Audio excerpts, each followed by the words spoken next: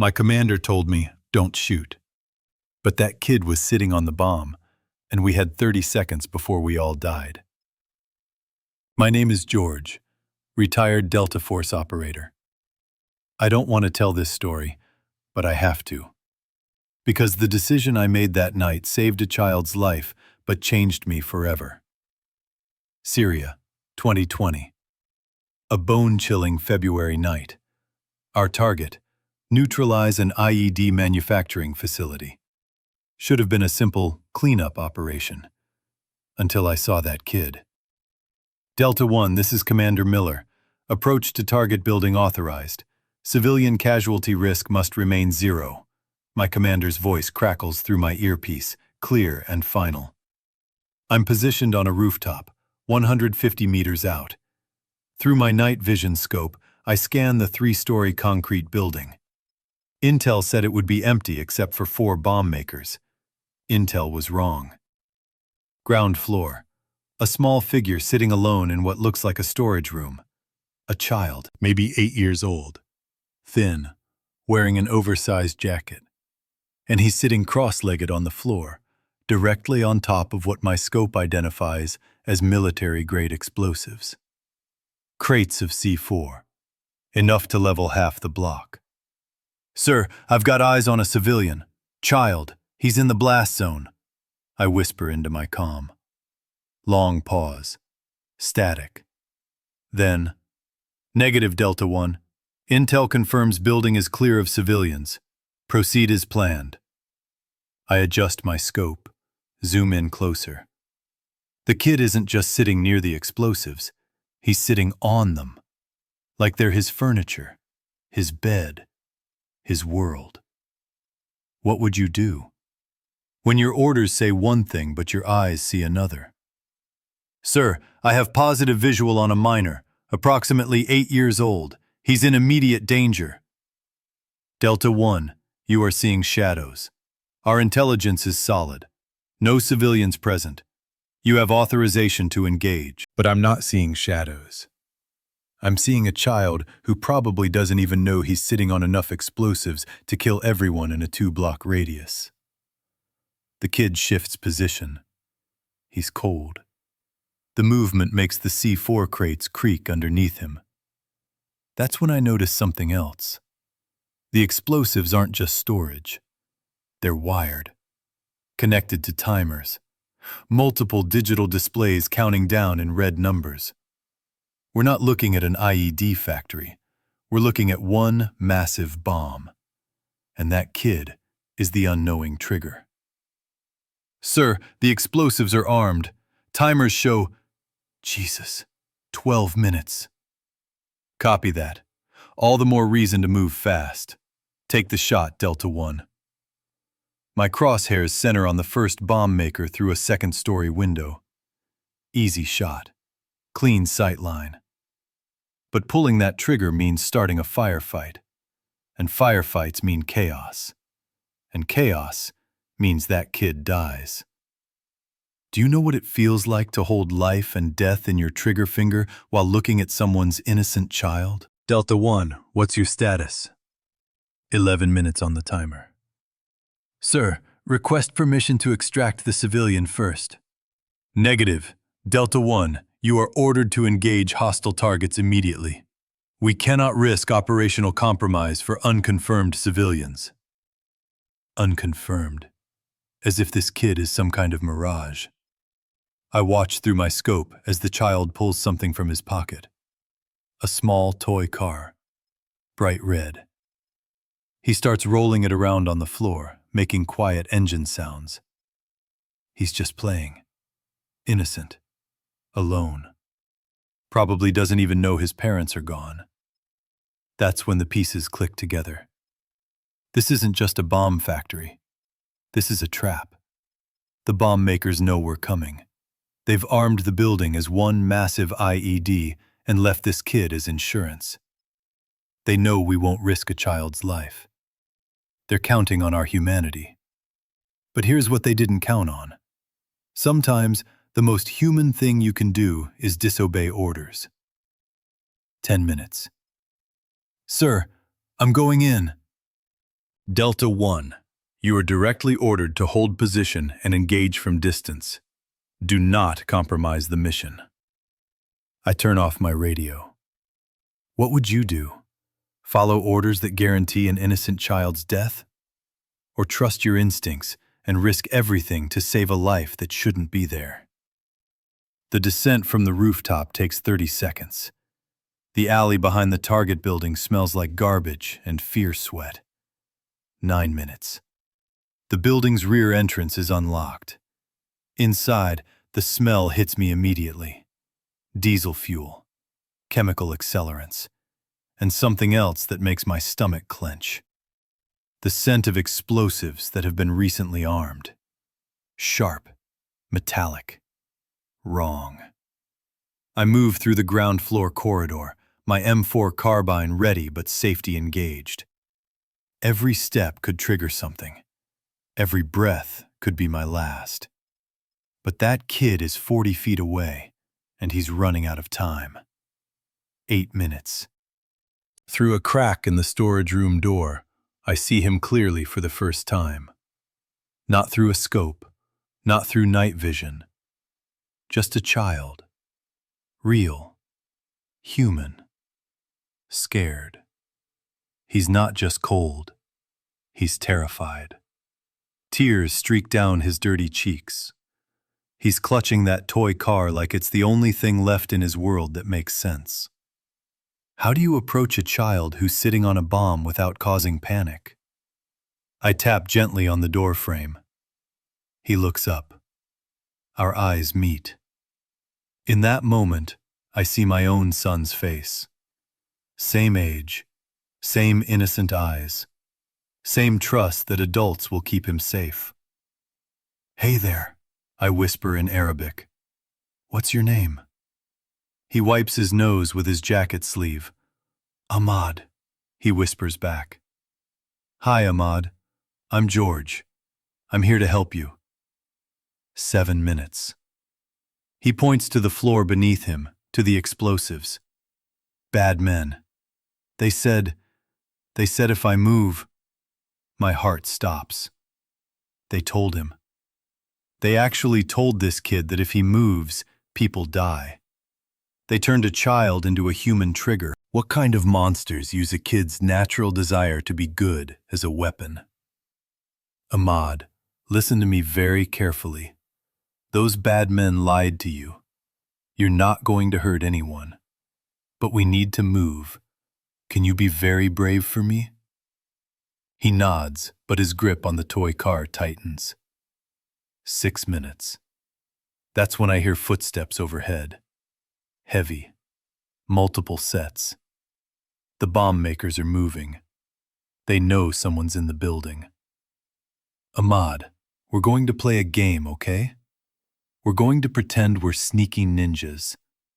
Can you be the quietest ninja ever? He manages a small smile. Like in movies? Exactly like in movies. I slowly extend my hand. But first, ninjas need to trust each other. Do you trust me? 5 minutes and 30 seconds. He reaches for my hand. The moment his small fingers touch mine, I feel the weight of complete responsibility. This child's life, his future, his chance to grow up and become whoever he's meant to be. It all depends on what happens in the next 5 minutes. I carefully lift him from the explosives. The crates don't shift. No additional triggers. But now I'm holding a terrified kid while armed terrorists move somewhere above us. Stay very quiet, I whisper. We're going to walk out of here together. But as we reach the corridor, I hear the worst sound possible. Boots on the stairs, coming down, fast. They know. 4 minutes. Do you know what goes through your mind when you're holding someone else's kid and death is walking toward you? You don't think about tactics. You don't think about mission parameters. You think about bedtime stories and birthday parties and all the things this child deserves to experience. 3.5 minutes.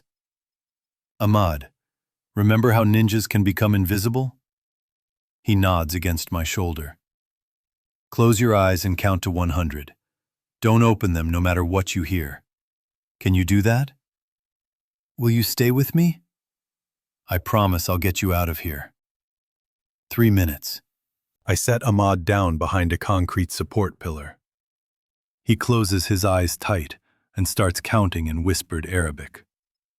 1, 2, 3. That's when the first terrorist rounds the corner. Young guy, maybe 20. AK-47 at ready position. He sees me immediately, but he's not expecting armed resistance. Fatal hesitation. My first shot drops him before he can raise his weapon. Ahmad keeps counting. 15. 16. 2 more hostiles charge down the stairs. They're making noise, shouting in Arabic, but they're also making mistakes. Bunching up, poor spacing. I take them both with controlled pairs. Center mass, quick and clean. 28.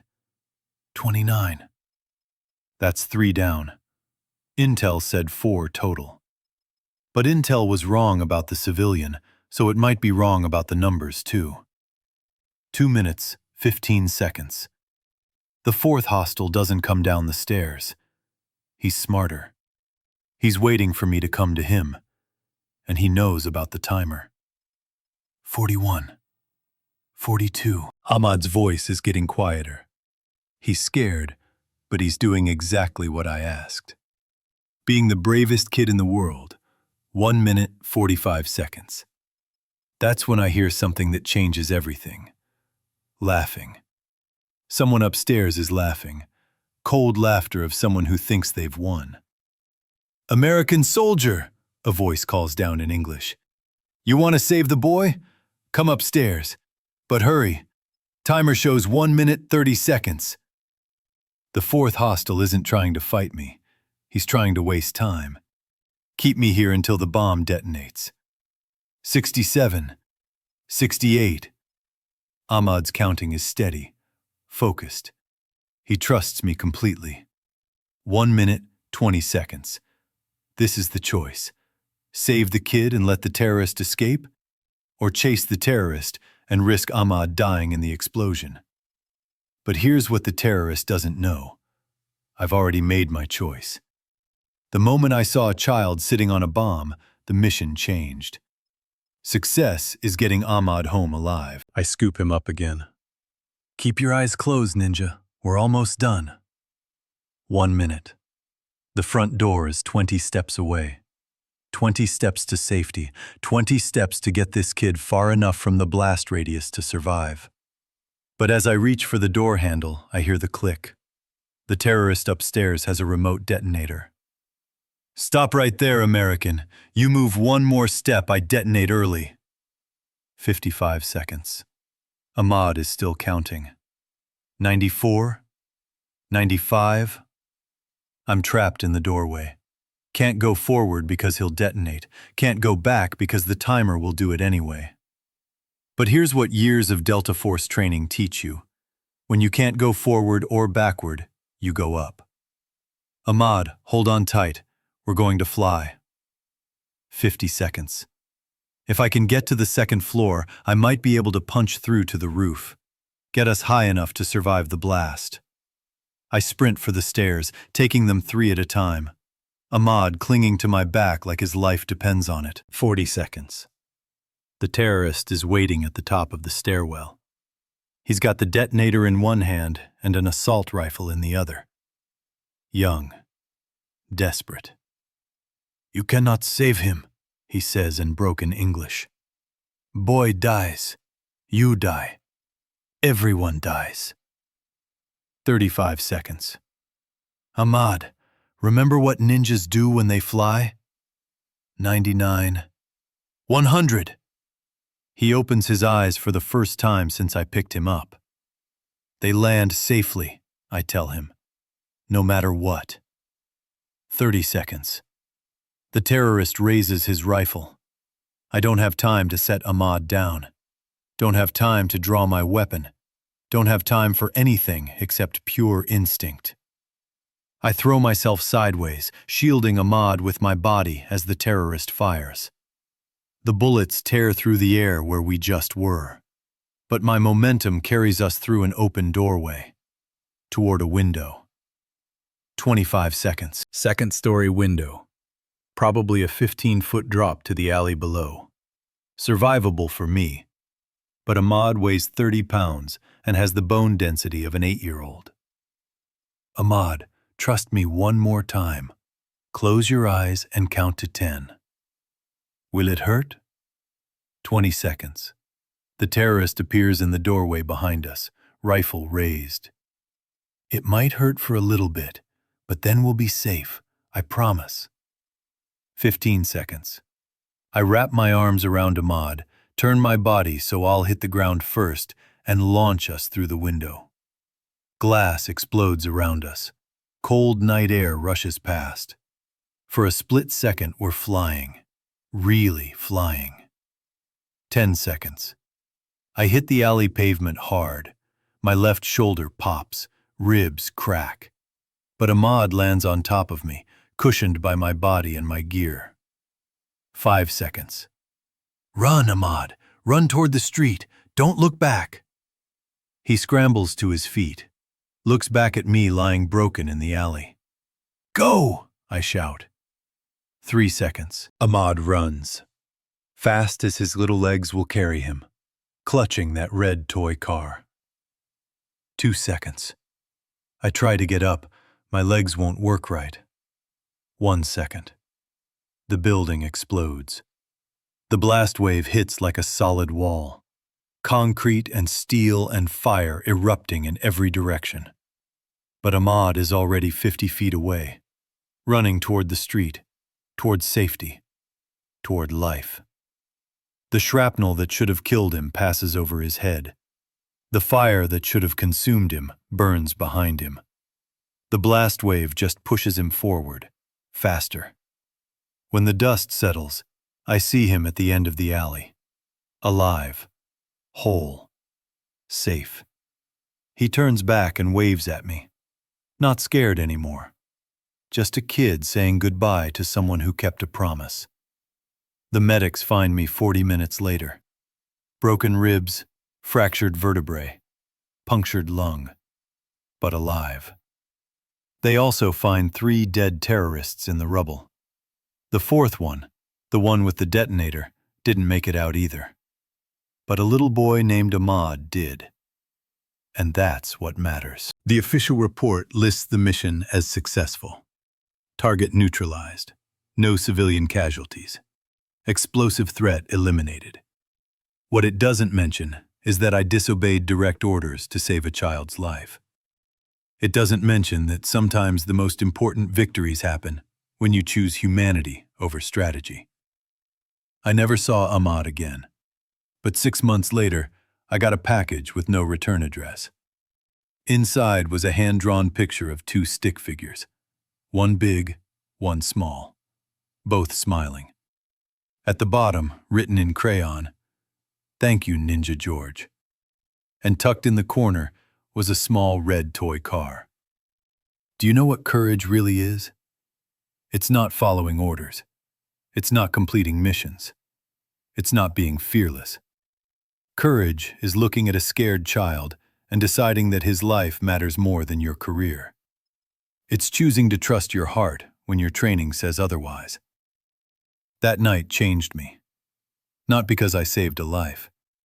Because I learned what life is actually worth saving for. Every night when I can't sleep, I think about Ahmad. About whether he's still playing with toy cars.